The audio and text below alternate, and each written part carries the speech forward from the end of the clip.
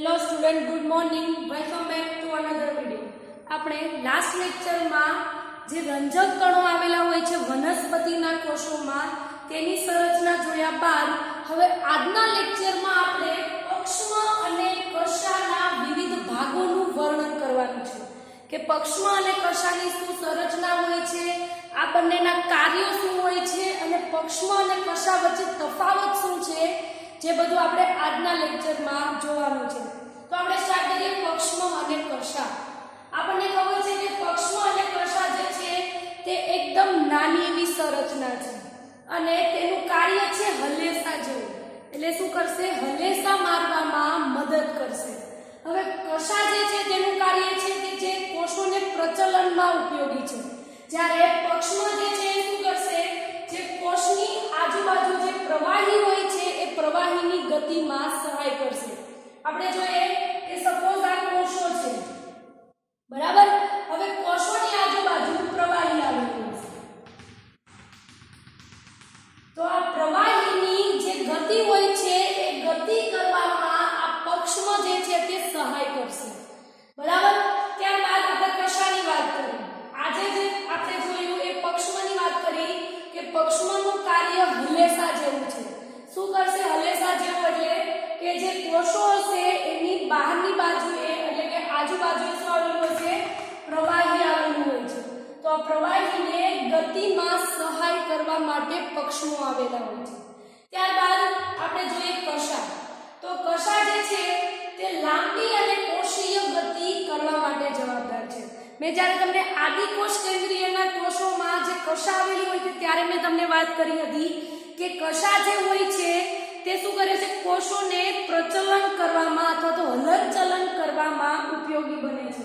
તો એ શું કરશે? લાંબી અને કોષીય ગતિ માટે જવાબદાર છે. મતલબ કોઈ લાંબુ કોષને વહન કરવું હોય તો લાંબી કોષને કોઈ ગતિ કરવી હોય તો તેના માટે કશા જે છે તે જવાબદાર છે. કારણ કે કશા શું કરશે? કોષોને લાંબી ગતિ કરવા માટે તે કાર્ય કરશે.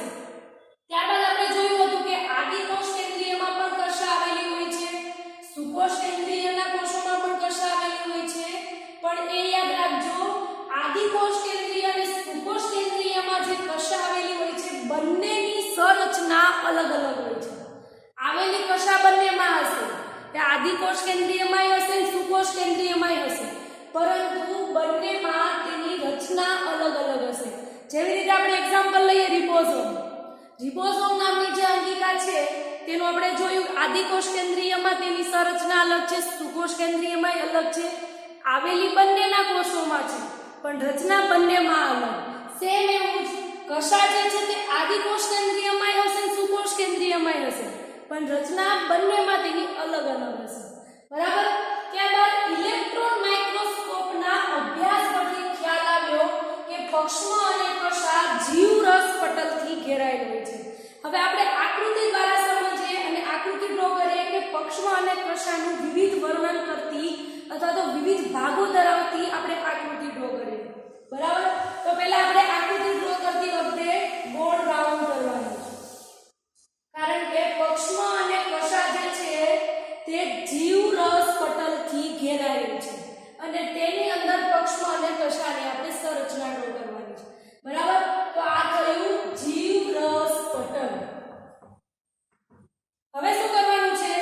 આપણે 1 થી 9 સુધી એક સમાન અંતરે 1 થી 9 આંકડાઓ લખવાના છે, બરાબર. આ પહેલું, બીજું, 3, 4, 5, 6, 7, 8 અને 9. હવે શું કરવાનું છે કે બધા જે આંકડા 1, 2, 3, 4, 5, 6, 7, 8, 9 લખ્યા ત્યાં 2 રાઉન્ડ કરવાના છે. સેમ એવું અહીંયા,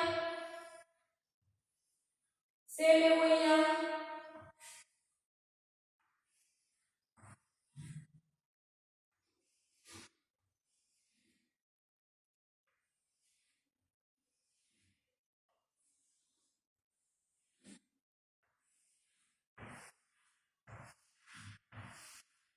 બરાબર. આપણી બુકમાં આવા ટાઈપની રચના આપેલી છે, પણ આપણે આવી રીતે રાઉન્ડ શેપમાં ડ્રો કરીશું તો પણ ચાલશે. આવું ના ડ્રો કરીએ તો પણ ચાલે, બરાબર. પણ એ યાદ રાખવાનું આવા ટાઈપના ગોળ રાઉન્ડ હોય છે, આવી રીતે નથી હોતા. હવે શું કરવાનું છે આપણે, જે આપણે ડ્રો કર્યું એને હવે શું કરવાનું છે, એકબીજા સાથે જોડવાનું છે. તો આપણે અલગ ચોકથી બતાવીશું. પહેલા આવી રચનાઓ આવેલી હોય છે અને ત્યારબાદ એકબીજા સાથે જોડાયેલી હોય છે. સેમ એવું અહીંયા થશે, પછી બંને એકબીજા સાથે જોડાઈ જશે. સેમ એવું પાછું અહીંયા થશે. અહીંયા થોડું એવું નાનું ડ્રો થઈ ગયું છે પણ ચાલશે. સેમ એવું પાછું અહીંયા કરવાનું છે, પાછું અને અહીંયા જોડી દેવાનું છે. કારણ કે બધા આ જે છે સૂક્ષ્મ નલિકાઓ એ બધી એકબીજા સાથે જોડાયેલી હોય છે, બરાબર. ફરીથી આપણે અહીંયા કન્ટિન્યુ કરવાનું છે, પાછું એ પણ જોડાયેલું હશે. આગળ પાછું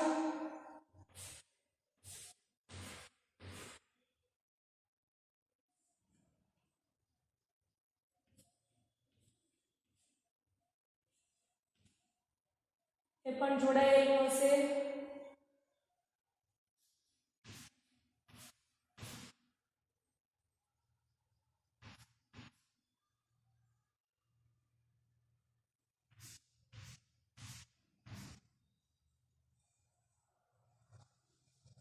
આવી રીતે જોડાયેલા હશે, બરાબર. હવે કાઉન્ટ કરીએ, આ કેટલો થશે?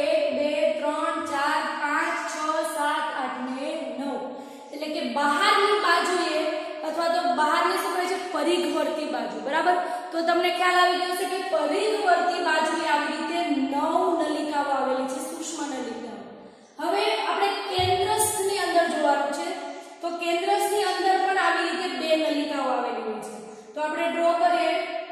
આ પહેલી નલિકા અને આ બીજી નલિકા, બરાબર. બંને સેમ આવી જ રીતે એકબીજા સાથે જોડાયેલી હશે, બરાબર. અને આ જે સૂક્ષ્મ નલિકા જે છે, આ ડ્રો નહીં કરીએ તો ચાલશે.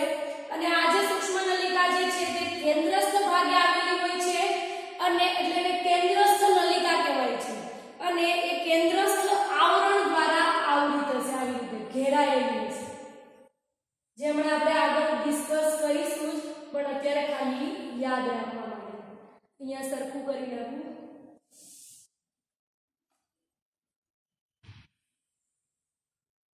આ કેવી થાય, કેન્દ્રસ્થ ભાગમાં આ પહેલી અને આ બીજી.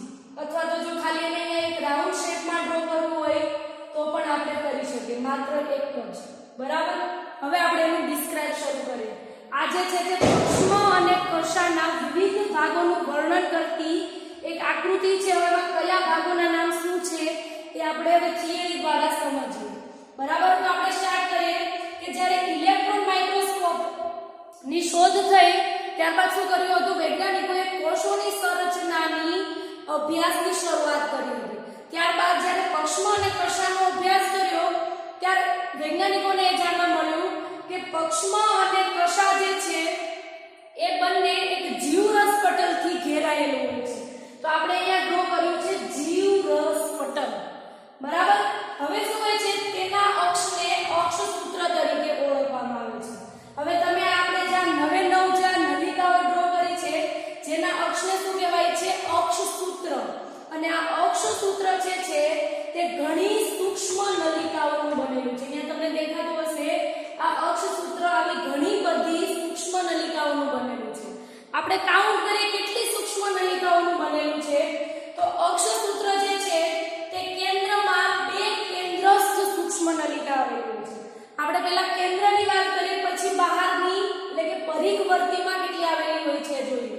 તો તમને અહીંયા દેખાતી હશે કે તો મધ્યમાં આવેલી છે, જેને આપણે બાયોલોજીના વર્ડમાં બોલીએ તો કેન્દ્રસ્થ ભાગે આવેલી છે, બરાબર. કેન્દ્રસ્થ ભાગે આવેલી છે અને તેની સંખ્યા તમને અહીંયા દેખાય છે 1 અને 2. તો કેન્દ્રસ્થ ભાગે આ અક્ષ સૂત્ર કેટલા આવેલા હોય છે, 2, બરાબર. એટલે તો 2 સૂક્ષ્મ નલિકાઓ આવેલી હોય છે. હવે આપણે જોઈએ પરિઘવર્તી બાજુ. તો પરિઘવર્તી બાજુ તમને દેખાતી હશે 1 2 3 4 5 6 7 8 ને 9. તો પરિઘમાં કેટલી થઈ 9. તો હવે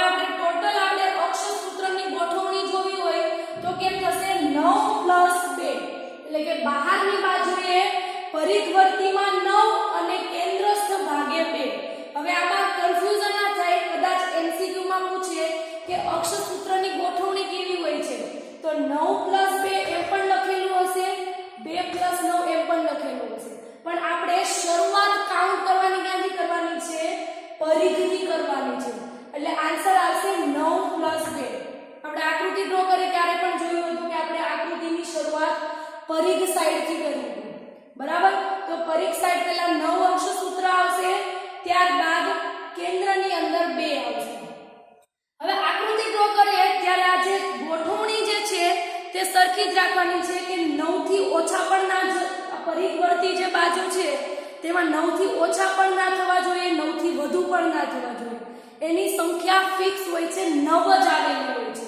ત્યારબાદ આપણે કેન્દ્રસ્થની વાત કરીએ તો કેન્દ્રસ્થની ગોઠવણી પણ સ્થિત હોય છે, 2 જ આવેલા હોય છે, 2 થી વધુ પણ નહીં હોય, 2 થી ઓછા પણ નહીં હોય, બરાબર? તો આકૃતિમાં મિસ્ટેક ના થાય. આપણે અક્ષસૂત્ર જે છે તે ટોટલ 9 પરિઘવર્તી બાજુએ અને 2 કેન્દ્રસ્થ ભાગે. અને જો કદાચ MCQ માં ક્વેશ્ચન પૂછાય તો ગોઠવણીમાં 9 + 2 અને 2 + 9 માં કન્ફ્યુઝન ના થાય. આપણે જ્યારે કાઉન્ટ કરીશું ત્યારે પહેલા આપણે પરિઘવર્તી બાજુ કાઉન્ટ કરવાનું થશે અને પછી આપણે કેન્દ્રસ્થ ભાગ જોવાનો છે. તો અક્ષસૂત્રની ગોઠવણી કેવી થશે? 9 + 2. બરાબર? અહીંયા સુધી કમ્પ્લીટ. હવે આગળ જોઈએ કે આ બધી જે તંતુઓ જે છે તે શેના દ્વારા, મતલબ કે અક્ષસૂત્ર જે છે તે શેના દ્વારા જોડાયેલા હોય છે? તો અહીંયા જોઈએ કે એક પરિઘીય જોડ જે છે તે એકબીજા સાથે તંતુઓ વડે જોડાયેલું હોય છે. હવે તમે આ આકૃતિમાં પિંક કલરના મેં જે ચોકથી બતાવ્યું છે કે આ એક પરિઘવર્તી જોડ છે, બરાબર? અને આ બીજી પરિઘવર્તી જોડ છે. તમને આકૃતિમાં દેખાતું હશે કે બંને જોડ એકબીજા સાથે જોડાયેલી છે. તો આ બંને જોડ એકબીજા સાથે તંતુકો દ્વારા જોડાયેલી હોય છે. શેના વડે જોડાયેલી હોય છે? તંતુકો વડે એક જોડથી બીજી જોડ જોડાયેલી હોય છે. હજુ આકૃતિ અધૂરી છે. હવે શું હોય છે કે આ જે એક નલિકા છે અને આ કઈ છે? બીજી નલિકા. તો આ બંને શેના દ્વારા જોડાયેલી હોય છે? તો અહીંયા આવા ટાઈપની રચના આવેલી હોય છે. બીજી બધી નલિકા જે હશે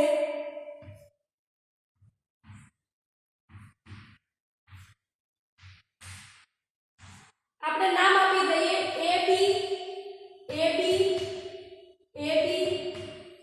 પેલી નલિકા હોય તે A અને આ B. આ A, આ B, આ A, આ B, આ A, આ B, આ A અને આ B, A, B. બરાબર? તો આ જે B જે લખેલો હશે, B, આ B જ્યાં લખેલો હશે, હવે શું છે તમને અહીંયા દેખાતું હશે કે A ને B બંને એકબીજા સાથે જોડાયેલા છે. એટલે કે એક નલિકા બીજી નલિકા સાથે જોડાયેલી છે, બરાબર? તો હવે આ A ને B શેના દ્વારા જોડાયેલા હશે? તો B દ્વારા, અહીંયા B ની ઉપર એક ત્રિજ્યાવર્તી તંતુકો આવેલા હોય છે. આ જે છે શું છે? ત્રિજ્યાવર્તી તંતુકો છે. અને ત્રિજ્યાવર્તી તંતુકો દ્વારા A ને B એટલે કે એક નલિકા બીજી નલિકા સાથે જોડાયેલી છે, બરાબર? તો આ જે છે તે શું છે? ત્રિજ્યાવર્તી તંતુકો. હવે આપણે ત્રિજ્યાવર્તી તંતુકોની સંખ્યા કાઉન્ટ કરવી હોય પરિઘવર્તીમાં તો કેટલી થશે? તો ઓબ્વિયસલી જેટલી આ અક્ષસૂત્ર છે એટલી ત્રિજ્યાવર્તી તંતુકો થશે, કારણ કે 9 કેટલા છે? અક્ષસૂત્ર. તો ત્રિજ્યાવર્તીની સંખ્યા પણ કેટલી થશે? 9. કારણ કે આવી રીતે 9 જગ્યાએ આવી રીતે ત્રિજ્યાવર્તી તંતુકો આવેલા હશે, બરાબર? હવે જોઈએ કેન્દ્રસ્થ નલિકા જે છે એની વાત કરીએ. આ જે છે શું છે? કેન્દ્રસ્થ નલિકા. અને આ કેન્દ્રસ્થ નલિકા જે છે તે અહીંયા તમને દેખાય છે કે આવી રીતે ડ્રો કરેલું છે, જેને કેન્દ્રસ્થ આવરણ કહેવાય છે. તો તમને અહીંયા આકૃતિમાં દેખાતું હશે કે કેન્દ્રસ્થ નલિકા કેન્દ્રસ્થ આવરણ વડે ઘેરાયેલી છે. તો આ છે કેન્દ્રસ્થ આવરણ. તો આ થયું પક્ષમાં અને કશાના વિવિધ ભાગો ધરાવતી આકૃતિ અને આ છે તેનું વર્ણન. આપણે ફરીથી એક વખત રિપીટ કરી લઈએ. તો પક્ષમાં અને કશા આપણને ખબર છે નાની એવી સંરચના છે, બરાબર? પહેલા આપણે જોઈએ પક્ષમાંનું કાર્ય શું છે. તો પક્ષમાંનું હલેસા જેવું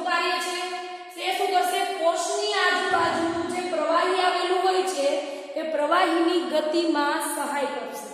ત્યારબાદ આપણે વાત કરીએ કશાની. તો કશા જે છે તે લાંબી અને કોષીય ગતિ કરવા માટે જવાબદાર છે.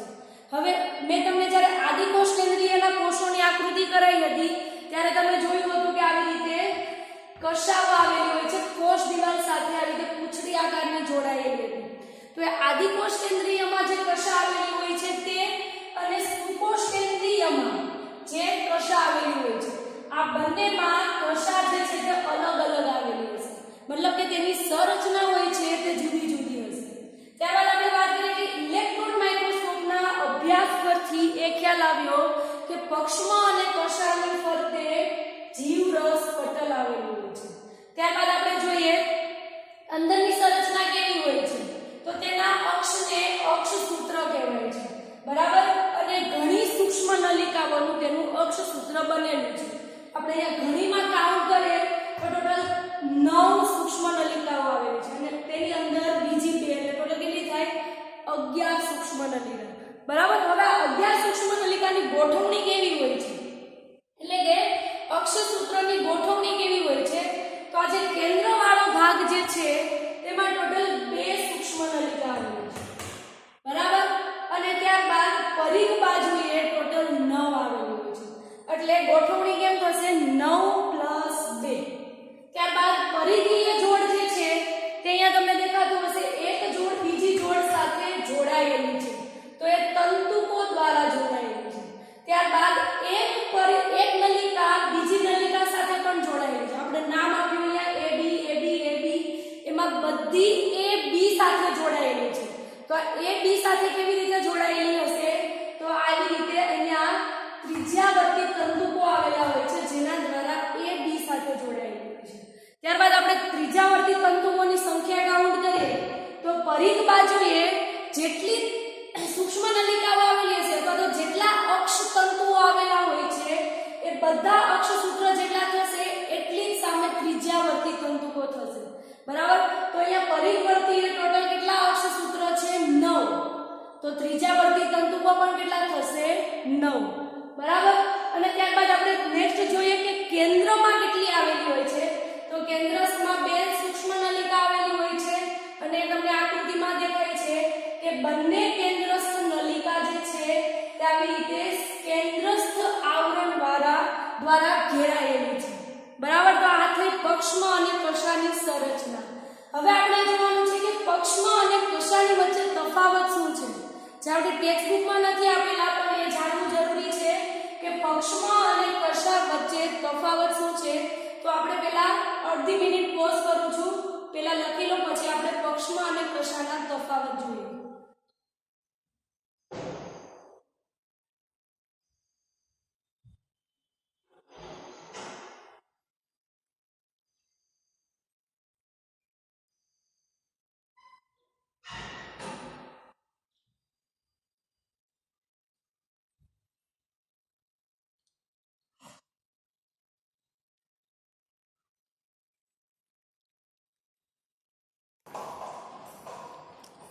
તો આપણે જોઈએ પક્ષમાં અને કશા વચ્ચેના તફાવતો, બરાબર. ફર્સ્ટ તફાવત એ છે કે જે પક્ષમાં હોય છે તેની પ્રમાણમાં ઓછી લંબાઈ હોય છે, મતલબ કે કશાની કમ્પેર જો પક્ષમાં સાથે કરીએ તો પક્ષમાંની લંબાઈ ઓછી હોય છે જ્યારે કશાની લંબાઈ થોડી વધુ હોય છે. ફરીથી રિપીટ કરું છું, પક્ષમાં અને કશાની આપણે કમ્પેર કરીએ તો પહેલા આપણે એની લંબાઈ જોઈએ કે પક્ષમાં લાંબા હોય છે કે કશા લાંબા હોય છે. તો પક્ષમાં જે છે તે કશાની કમ્પેરમાં ઓછા લાંબા હોય છે જ્યારે કશાની લંબાઈ પ્રમાણમાં વધુ હોય છે. સેકન્ડ જોઈએ કે પક્ષમાં જે હોય છે તેની સંખ્યા વધુ હોય છે. આપણે પક્ષમાં એક એક્ઝામ્પલ લઈએ પેરામિશિયમ. તો પેરામિશિયમની આપણે આકૃતિ ડ્રો કરીએ તો એની આજુબાજુ જે પક્ષમાં આવેલા હોય, બરાબર. તો તેની સંખ્યા ખૂબ જ વધુ હશે. જ્યારે આપણે કશા જોઈએ તો કશાની સંખ્યા 1 હોય તો 2 હોય. જેમ કે આપણે ક્લેમિડોમોનાસ કરીને એક લીલ છે, આ લીલના આપણે કોષો જોઈએ તો તેમાં આવી રીતે 2 જ કશા આવેલી હોય છે. આપણે આદિકોષ કેન્દ્રીયનો કોષ ડ્રો કરીએ તો તેમાં આવી રીતે એક જ કશા આવેલી હોય છે. એટલે કે કશા જે હોય છે તે એક હોય યા તો બે હોય, પણ બે થી વધુ તેની સંખ્યા જોવા નહીં મળે. બરાબર. ત્યારબાદ આપણે જોઈએ તો પક્ષમોનું કાર્ય શું છે? તો પક્ષમોના કારણે કોષની યા તો કોષની આસપાસ જે પ્રવાહી આવેલું હોય છે તે હલનચલન પામે છે. પક્ષમોના કારણે શું ફાયદો થશે? એક તો તેની લંબાઈ ઓછી છે. લંબાઈ ઓછી હશે તો એ વધુ હલનચલન કરવામાં મદદ નહીં કરી શકે, પણ કોષ યા તો કોષની આસપાસ જે પ્રવાહી આવેલું હશે એ પ્રવાહીને થોડું હલનચલન કરાવવા માટે પક્ષમો જે છે તે કાર્ય કરાવશે. બરાબર. ત્યારબાદ આપણે જોઈએ કશા. તો કશાની લંબાઈ થોડી વધુ છે, જેથી એ શું કરશે? કોષના હલનચલન માટે, મતલબ કે લાંબુ જો હલનચલન કરવું હોય તો કશા કરાવી શકશે કોષને. બરાબર. ત્યારબાદ જોઈએ પક્ષમો જે છે તે પેરામિશ્રણ જેવા પ્રાણીઓમાં જોવા મળે છે, જ્યારે કશા જે છે તે યુગ્લિનામાં જોવા મળે છે. બંને પ્રજીવના જ પ્રાણીઓ છે, એટલે કે પ્રોટિસ્ટા સમુદાયના જ પ્રાણીઓ છે, જે આપણે બીજું ચેપ્ટરમાં જ્યારે પ્રજીવ સૃષ્ટિ પ્રોટિસ્ટા સૃષ્ટિમાં આપણે પ્રજીવ જોયું હતું, તેમાં મેં તમને વર્ણન કરાવ્યું હતું પેરામિશ્રમ અને યુગ્લિનાનું. તો આ થયા પક્ષમો અને કશા વચ્ચેના તફાવતો. હવે આપણે હોમવર્કમાં આપવાના છે ક્વેશ્ચન, તો હોમવર્ક લખી નાખજો.